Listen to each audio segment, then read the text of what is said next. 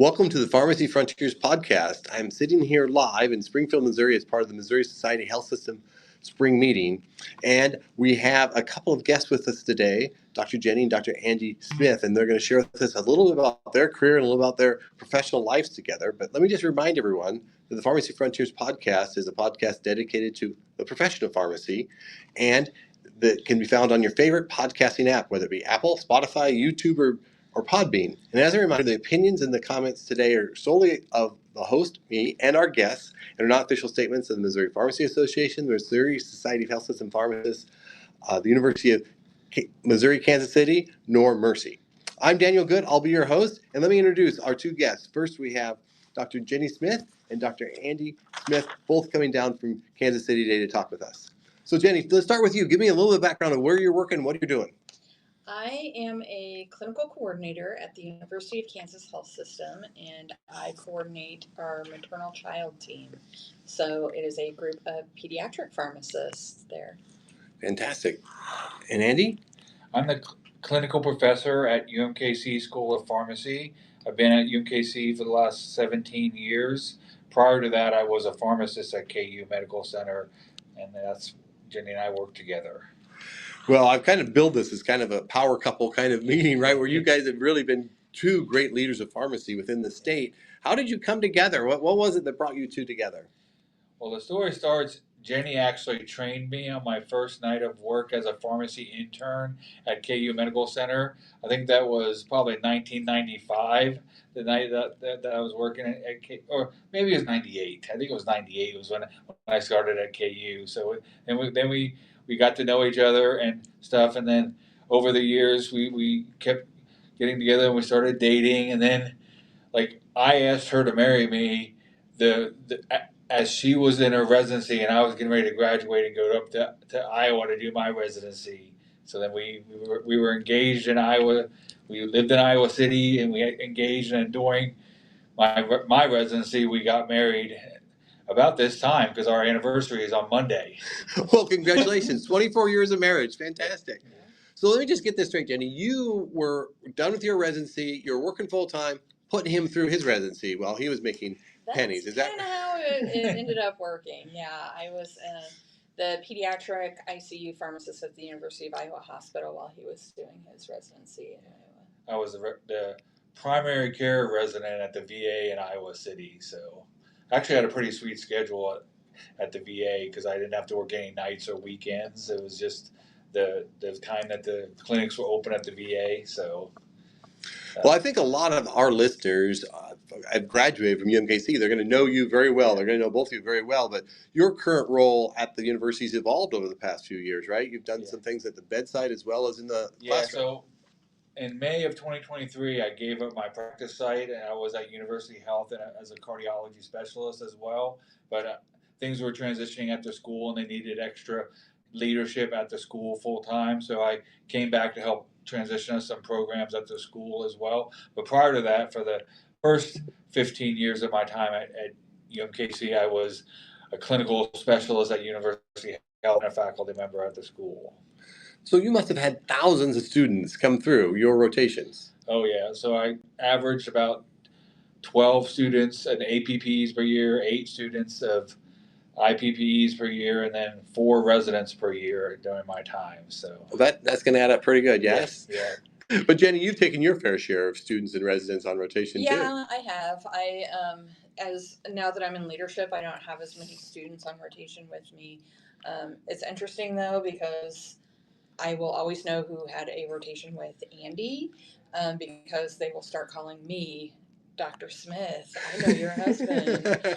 Or I specifically remember one time at a trauma that I attended, a student pulled me aside afterwards and was like, "Are you Dr. Smith's wife?" And I was like, "Well, Dr. Smith is my husband." So yeah. That has got to be fulfilling, though, as you guys go around the state at different meetings to see all these students, all these residents, all these successful pharmacists. I really felt it at this meeting in general because I was sitting in a room, we were doing a table discussion, and I looked around and I was like, I think I've taught every one of these people at this table in some way, shape, or fashion. Some of them were just residents that passed through University Health that weren't students, but otherwise they were all, and all three of the presidential officers of MSHP, the current president, the past president, and the president-elect, were all students, all learners under me at some point in time. So that really is, I mean, it makes you realize whether or not you're, I mean, yes, I have led the MSHP, but also the impact that I've had in other ways, it has impacted the future leaders as well. And so you were leading MSHP back in 2013, is that right? Yes, you probably remember because you were right before me. Yes. Andy and I were presidential officers together. Yeah. So that was one of your presidential roles, but right now you're serving as national president. Yeah. So I've also, one of my other organizational commitments has always been the Rokai Society, so the Pharmacy Honors Organization, and for like I was the Rokai chapter president when I was in school, and then once I got back into academia, I immediately took on the role of faculty advisor for a Rokai organization, and then Rokai is structured is that they have what's called an executive council. So they elect executive counselors for the different regions. So I served as Region 6 executive counselor for 2 terms, and then I served as national secretary and stuff like that. So I recently got elected as national president. That must take up a lot of time. Does that require a lot of travel time for you? Well, thankfully now we don't have to travel too much, but we because a lot of it's virtual, but we do kind of go to the APHA meeting and do a function for our students there. And every other year we're starting a function at AACP meeting where we do for faculty advisors as well. Very good. But the thing that really gets me about Rokai is the presidential office is a 6-year commitment because you do 2 years as elect, 2 years as president, and 2 years as past president.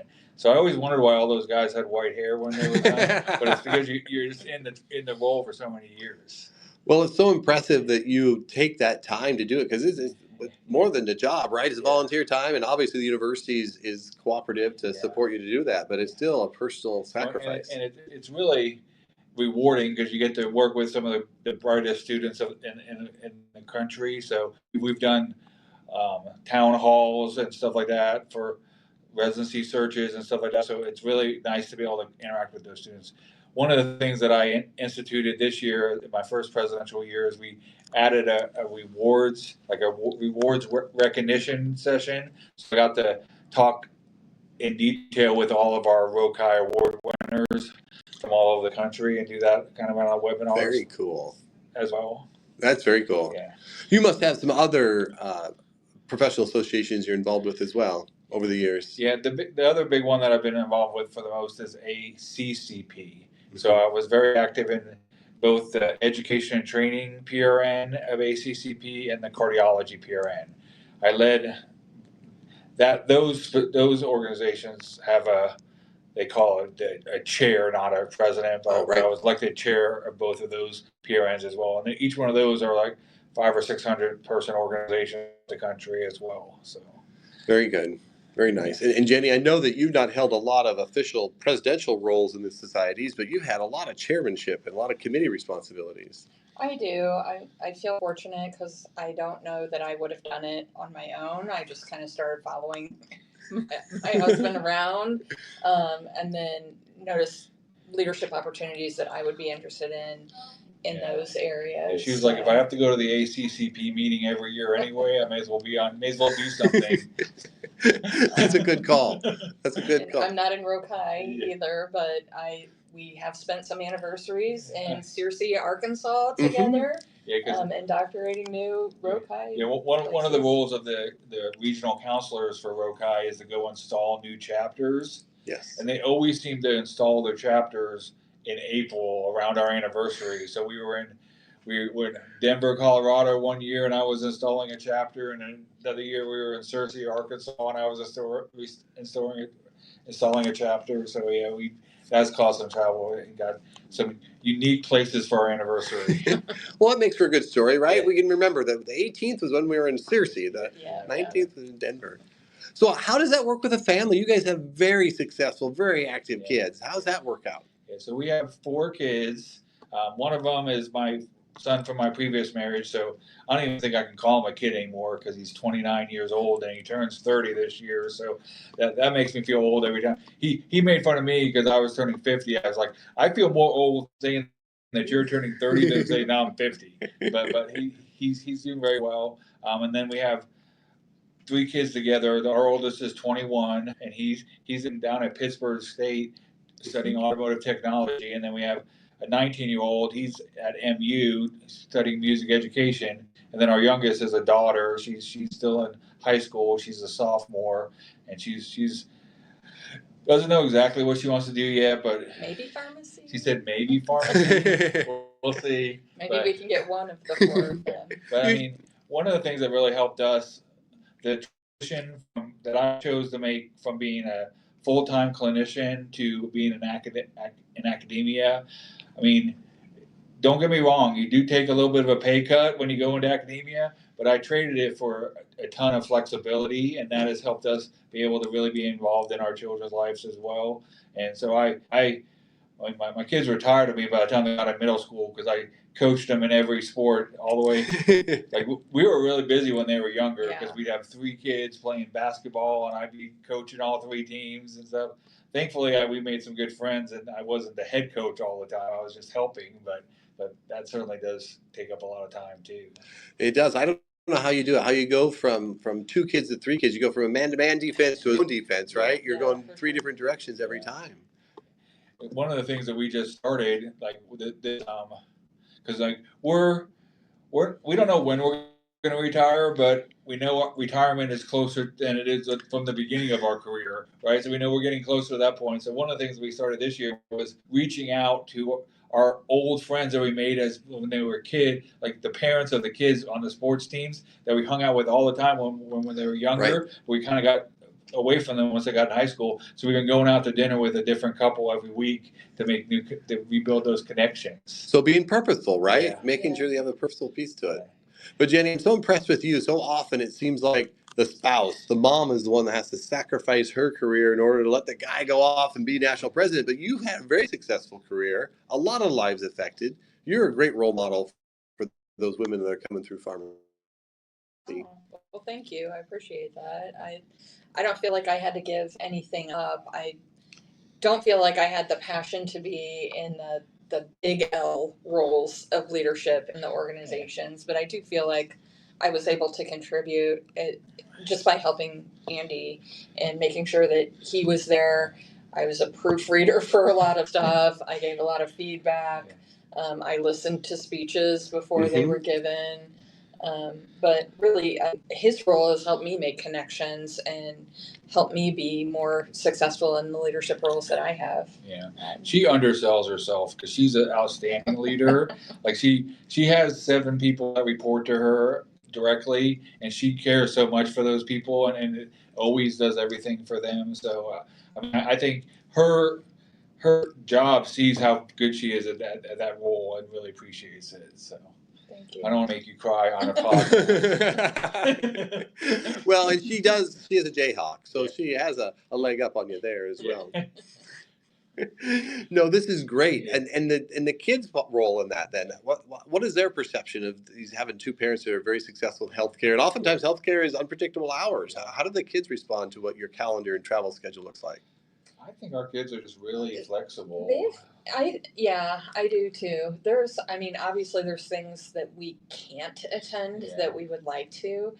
We try to prioritize being there as much as possible, but with one kid at Pittsburgh State University and one kid at Mizzou and a kid here, we can't always go to everything. We have to divide and conquer and be like, well, you make that drive, I'll make this drive. Yeah, I think. I mean, I'm sure that there's been times over the last 18 years that that's happened, but the only times I remember missing something was because I had to choose between kids. Yeah. Not that I had to choose job versus kids. Oh, right. Like, because you just have too many activities all at the same time. So, we can't be at our one son, Zachary, plays rugby for Pitt State, and we can't be at Zach's rugby game in Lincoln, Nebraska, and Jacob's concert in Columbia at the same time. So we also have a lot of family support. My parents and Andy's mom will will jump in and make sure that somebody is there to support the kids and what they're doing. So. Yeah, I mean, I think that we've demonstrated enough with know that we them we're not able to be at every activity, and we always check on them afterwards. And if there's something we can't go to, they're like, don't even worry about it. But it's for like the game, the days are getting precious indeed. Yeah, because I just finished a book about different types of wealth, one was social wealth, and it just talks about how you basically spend like 90% of the time with your kids by the time they turn 18, and then the rest of their life you get like 10% of the total time with them. So like you gotta maximize that first 18 years, be present for them. Yes, very much so. So what is your advice then for the next generation of pharmacy students, or the next generation of kids out there? You guys have had great successful careers. What do you prefer for the next group? I mean, it sounds kind of cliche, but follow your passion. Know what you want to do, and do it, and make sure that you are enjoying what you're doing. Because if you're not enjoying it, then every day is going to be there's a lot of opportunities out there. So if you like dabble your feet in some stuff, and if you don't like it, you don't have to stick with it. There's a lot of opportunities. So don't waste your time with stuff that you've decided is not a passion for you, especially when you are having to divide your time in multiple ways, making it purposeful of what you want. So like we talk about our kids, and we obviously love pharmacy. That's been our whole life. But I'm just very happy that our kids feel comfortable enough that they will go off and do whatever they want to do, and they feel. I'm going to tell this story. We might start crying doing this story, but like, so Jacob, he's at MU doing music education, and we were like classic teenage boy situation. We were sitting at the dinner table, and he's like, he had this role where he was educational interning, like he was interning with the music teacher at the middle school as his senior year. He's like, oh yeah, by the way, I won't be here tomorrow night. I got a concert tomorrow night. I got to conduct a piece at. So we were like, what? So we obviously arranged to go watch him with his middle school band that he's been helping student teach all year, and like even before he got up to conduct, he was like totally interacting with all the kids. All the kids were high fiving him and stuff, and like you could see how much he was enjoying that. And then he got up and was conducting it, and then we both broke down in tears because we were just like because he'd been toying with the idea of going into pharmacy as well, because it's he likes science too, but we're like, this is what he needs to be doing because this is his passion. Yeah, he loves it. And so that's when we kind of told him, I was like, we see it, even if you don't see it, and you need to think about doing that. Go do music. Yeah. Follow your passion. Yeah. That is fantastic.